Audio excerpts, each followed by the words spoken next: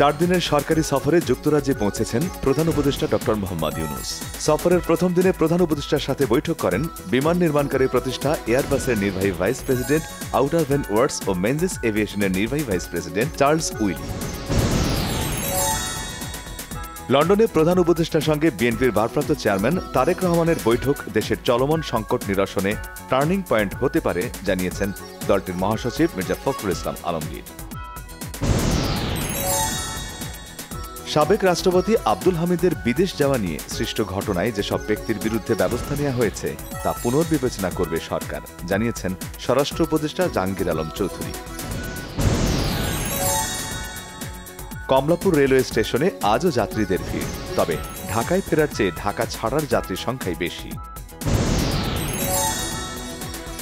পবিত্র হজব্রত পালন শেষে দেশে ফিরতে শুরু করেছেন হাজিরা। সকালে প্রথম ফ্লাইটে ঢাকা এসেছেন ৩৬৯ জন হাজি। হজের সামগ্রিক ব্যবস্থাপনায় সন্তুষ্ট তারা। কোরবানির পশুর চামড়া ক্রয় বিক্রয় খুবই অনানুষ্ঠানিকভাবে সম্পন্ন হওয়ায় দাম পাচ্ছেন না সাধারণ মানুষ, মন্তব্য সিপিডির গবেষণা পরিচালক ড খন্দকার গোলাম মোয়াজ্জেমের। আবারও মানুষকে উদ্বেগ আর শঙ্কায় ফেলছে করোনার নতুন ভ্যারিয়েন্ট JN1। বিশেষজ্ঞরা জানিয়েছেন করোনার এই নতুন ধরনটি আগের ধরনগুলোর চেয়ে বেশি ভয়ঙ্কর। মেহেরপুর সীমান্ত দিয়ে ভারত থেকে নারী ও শিশুসহ 12 জনকে বাংলাদেশে পুশিন করেছে ভারতীয় সীমান্তরক্ষী বাহিনী BSF। চট্টগ্রামের বাঁশখালী উপজেলায় মহানবী হযরত মুহাম্মদ সাল্লাল্লাহু আলাইহি ওয়াসাল্লামকে নিয়ে কটূক্তি করায় জনগণের বিক্ষোভের মুখে গ্রেফতার করা হয়েছে এক ব্যক্তিকে। রাজধানীর পল্লবীতে মিল্লাত ক্যাম্প থেকে মঙ্গলবার সকালে রাকিবুল ইসলাম সানি নামে এক যুবকের গলাকাটা মরদেহ উদ্ধার করেছে পুলিশ। নারায়ণগঞ্জের রূপগঞ্জে মাইক্রোবাস ও ব্যাটারি চালিত অটোরিকশার সংঘর্ষে নিহত 2।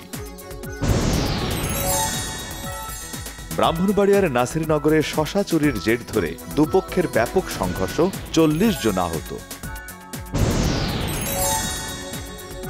দূষিত বাতাসের শহরের তালিকায় আজ 5ম অবস্থানে রাজধানী ঢাকা। তালিকায় প্রথম ভারতের দিল্লি, দ্বিতীয় নেদারল্যান্ডসের আমস্টারডাম। অবৈধ অভিবাসীদের ধরপাকড়ের প্রতিবাদে বিক্ষোভে উত্তাল যুক্তরাষ্ট্রের লস অ্যাঞ্জেলেস শহর। গুলি, টিয়ারশেল ও লাঠিচার্জের মুখেও বিক্ষোভ চলছে। গাজায় হামলা চালিয়ে অন্তত 60 ফিলিস্তিনিকে হত্যা করেছে ইসরায়েলি বাহিনী। 1.5 বছরে নিহত প্রায় 55,000 ফিলিস্তিনি। অস্ট্রিয়ার গ্রাস শহরে একটি হাই স্কুলে বন্দুকধারীর গুলিতে অন্তত 10 জন নিহত। আহত অনেকের অবস্থা গুরুতর। আত্মহত্যা করেছেন সন্দেহভাজন হামলাকারী। ঢাকা স্টেডিয়ামে বাংলাদেশ সিঙ্গাপুরের ম্যাচে দর্শকের ঢল। রাজধানীর বিভিন্ন এলাকা ছাড়াও দেশের নানা জায়গা থেকে এসেছেন তারা। শ্রীলঙ্কা সফরকে সামনে রেখে শুরু হয়েছে বাংলাদেশ দলের অনুশীলন। মঙ্গলবারও অনুশীলনে ব্যস্ত সময় কাটাবে শান্ত বাহিনী। দেশের শতাধিক প্রেক্ষাগৃহে চলছে সাকিব খানের তাণ্ডব সিনেমা। হলে দর্শকদের উপচে পড়া ভিড়। অন্যদিকে এই চিত্রনায়ক এবারের ঈদের ছুটিতে ঢাকার একটি বিপণী বিতানে শপিংয়ে গিয়েছিলেন সন্তান আব্রাহাম খান জয় ও তার মা চিত্রনায়িকা অপু বিশ্বাসের সঙ্গে। আমির খানের বয়স এখন 60, জেনেলিয়া ডিক্রুজের 38। মুক্তির অপেক্ষায় থাকা সিতারে জমিন পার ছবিতে 2 তারকার মধ্যে রয়েছে প্রেমের ঘনিষ্ঠ দৃশ্য।